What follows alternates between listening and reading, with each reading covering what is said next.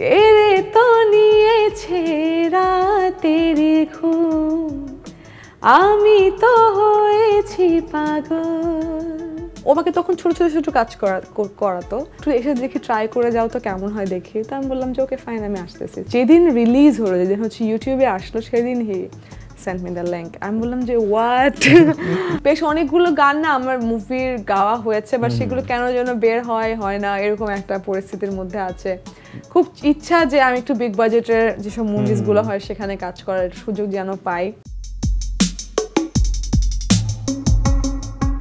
জলে ভাসা ফুল, এই গানটাও তো হচ্ছে করা হয় হৃদয় খানের সাথে। এটার মানে যদি একটু গল্পটা শুনি। এইটার জার্নিটাও এক্স্যাক্টলি যেটা হয় যে হৃদয় খান আমাকে আবার ফোন করে যে একটা, তখন কি চিটাগাং? তখন না, তখন ঢাকা ছিল। তখন তখন সে আমাকে বলে, ও বলেনি প্রথমে এটা মুভির গান, বলে কিছু একটা গান আছে আসো, মানে বলে না যে শাকিব খান, ববি, স্টার কারা এসব কিছু জাস্ট বলে তুমি একটু আসো, একটা ভয়েস লাগবে। ও আমাকে তখন ছোট ছোট ছোট কাজ করাতো, যে একটা ভয়েস লাগবে, একটু এসে দেখি ট্রাই করে যাও তো কেমন হয় দেখি। তো আমি বললাম যে ওকে ফাইন, আমি আসতেছি। তো আমি গেলাম, ভয়েস দিলাম। তখন আমি কিছু জানি না, এবং আমি আমার বেস্টটাই দিয়েছি। He was very happy with the voice take. এরপরে হঠাৎ করে যে যখন রিলিজ হবে গানটা, তখন আমাকে হৃদয় খান বলল যে আচ্ছা শোনো, একটা আমাদের যে গানটা ভয়েস দিয়েছিলেন ওটা তো রিলিজ হবে। আমি তাই কে মিউজিক ভিডিওগুলো কীভাবে কী হলো, বলে কিছু আমি তোমাকে বলছি। তখন সে আমার কিছু বলে সারপ্রাইজ। যেদিন রিলিজ হলো, যেদিন হচ্ছে ইউটিউবে আসলো, সেদিন সেন্ট মি দ্য লিংক। আমি বললাম যে হোয়াট।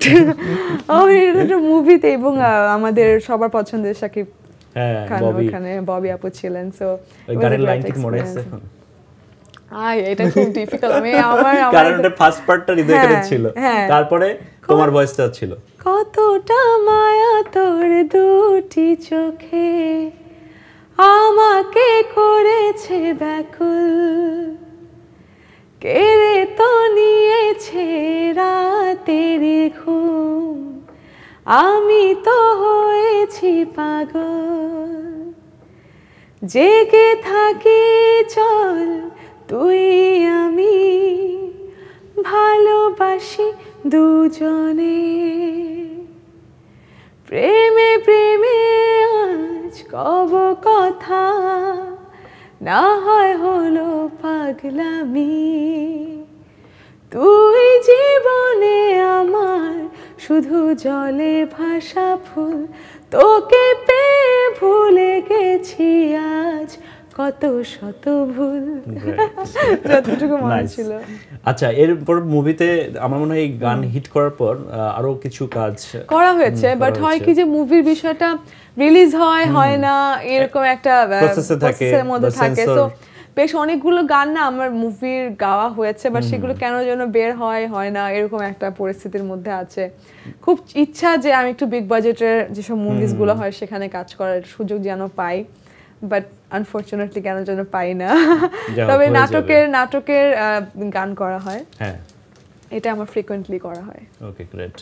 আর শোর যে একটা ব্যস্ততা, আমার মনে হয় রিসেন্টলি কক্সবাজারে তোমার একটা শো ছিল, 3 দিন একটা শো ছিল, এটা কেমন ছিল? ভালো।